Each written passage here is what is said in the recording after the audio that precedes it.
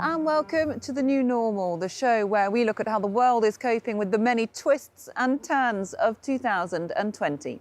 In this week's selection of Global France 24 reporting, we'll take you from the Rift Valley in Kenya via the Vatican to the mysterious world of paperwork in Japan. But we're starting off in Poland. There have been colossal protests there in recent weeks, with up to 500,000 people packing out the streets of Warsaw, furious that the Constitutional Court decided to tighten abortion laws, banning them even when the fetus is unviable. The Polish government delayed implementing that decision, but the anger remains palpable in the Eastern European country. This is an extract now of a documentary for our show Reporters, filmed by Gulliver Cragg and Magdalena Hodownik. Protests erupted almost immediately. Though the atmosphere is festive, the main slogan is an expression of pure rage. Wypierdalać, which, to translate it using words we can use on air, means get lost.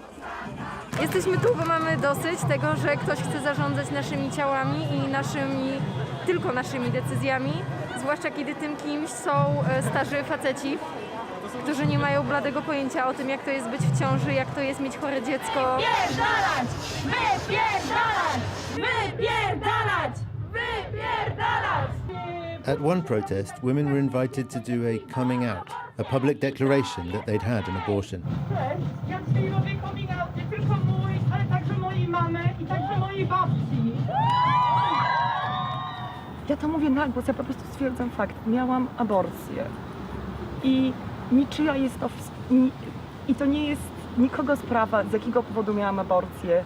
Tens of thousands of Polish women do have abortions each year, mostly illegally or in other countries. Walczę o to, żeby to nie zależało od tego, czy stać cię na wyjazd za granicę, czy znasz odpowiednie osoby, które ci pomogą. 1 na 3 Polki w wieku reprodukcyjnym miała doświadczenie aborcji. W Francji, w Stanach Zjednoczonych aborcyjny manifest podpisywały kobiety w latach 70. Czemu w Polsce 50 lat później? With many blaming the clergy for pushing the government to adopt ultra-conservative policies, graffiti begins to appear on churches. This is something unheard of until now in Poland, 87% of whose population is Catholic, with more than a third attending Mass regularly. Maciej, a Catholic activist, is disgusted. Ten kościół został zdewastowany przez aborcjonistki, przez feministki, które uważają, że prawo do zabijania dzieci nienarodzonych to jest prawo kobiet. Protesters also gathered in front of churches. In Poznan, western Poland, protesters interrupted Mass inside the cathedral.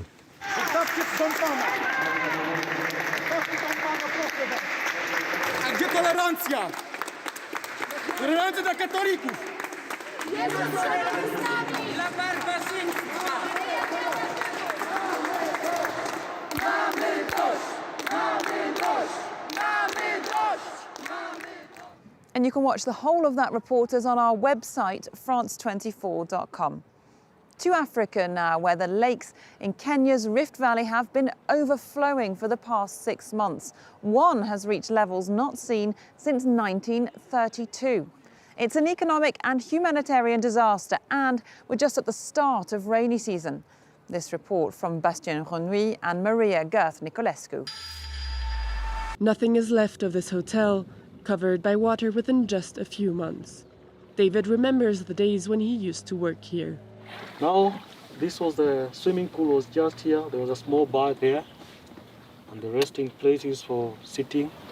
And this was a club, the disco. Since January, some regions saw 4 times more rain than usual. Rivers swelled and the lakes of the Rift Valley overflowed. We have never seen such a thing. Since we are talking of 30 to 40 years, we have never seen such a thing. Tens of thousands of people were displaced throughout the region. Few residents remember that the last time water rose this high was in the beginning of the 20th century. According to the Lakeside Defense Association, the government should never have allowed hotels, houses and shops to be built here. The lake level records have shown us We've been here a number of times. Every time the lake rises, people have to be displaced, and the government has to come in and try to give some humanitarian aid and support. But that is not sustainable. The Governmental Environment Agency is in charge of finding solutions so that communities won't face similar dangers in the future. The current law is very vague and is due to be replaced.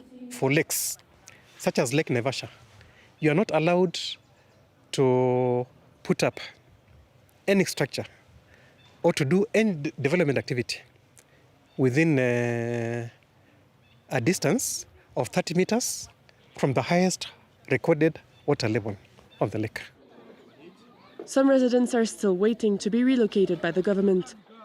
With the start of the rainy season, many fear a new rise of the lake. With the second wave of COVID hitting Europe hard, the Vatican is praying for better times. St. Peter's Square is virtually empty and the museums have had to shut their doors, leaving Vatican officials to make budget cuts. This report from Natalia Mendoza and Charlotte Davin-Wetton. It's difficult to believe, but St. Peter's Square, that's usually jam-packed, is completely deserted. 8 months after the explosion of the coronavirus health crisis, the world's smallest state has lost its hordes of visitors. Vuoto rispetto al solito. Da un lato è una fortuna, da un altro lato è brutto. Guarda, Piazza San Pietro, tu puoi immaginare Piazza San Pietro dove siamo noi? 12.000 persone in piazza, quanto c'è l'udienza. Mercoledì in questa piazza non si può camminare. Mai visto una cosa del genere, Piazza San Pietro così vuota, fa paura. A situation that has a serious effect on the finances of the Holy See. The habitual long queues to get into the Vatican museums are gone. In 2019, this was the third most visited museum in the world, with nearly 7 million visitors. È stato un impatto drammatico, 85% di perdita di visitatori e di conseguenza economica. È un problema perché i musei vaticani sono sempre stati una risorsa importante per l'attività del Vaticano. The fall in visitor numbers is compounded by a decrease in donations by the faithful to Peter's Pence, an important source of income for the Catholic Church. The dicasteries, the equivalent of ministries for the central organisation of the Church, have been asked to economise.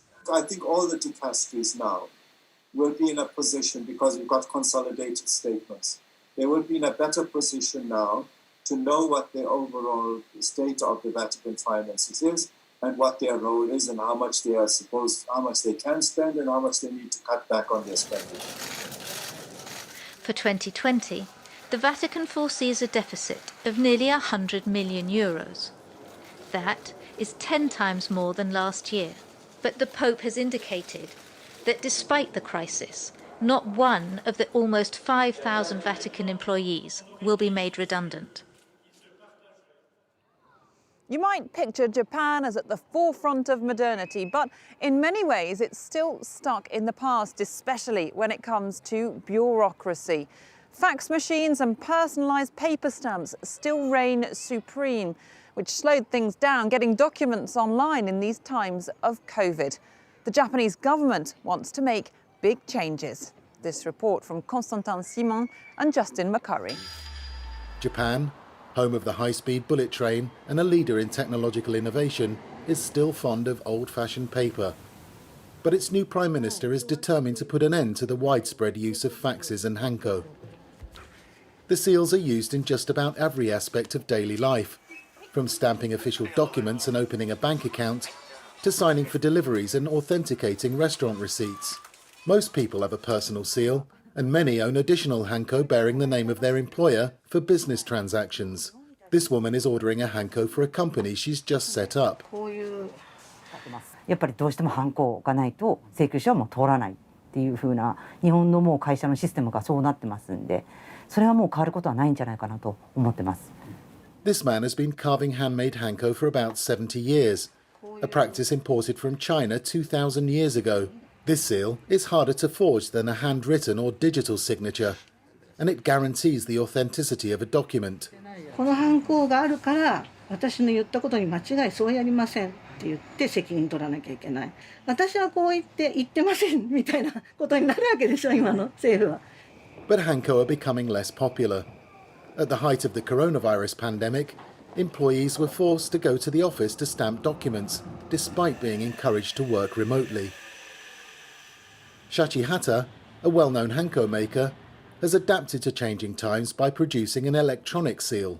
全てがこの印鑑がクラウドに変わるわけではなくて、もしかしたら印鑑は完全になくなるというふうにはないと思います。それは廃止対象じゃないというところになりますので、そうなると当然印鑑っていうこういう印鑑っていうところの文化は絶対残っていくと思いますので、こういうやつですね。はい。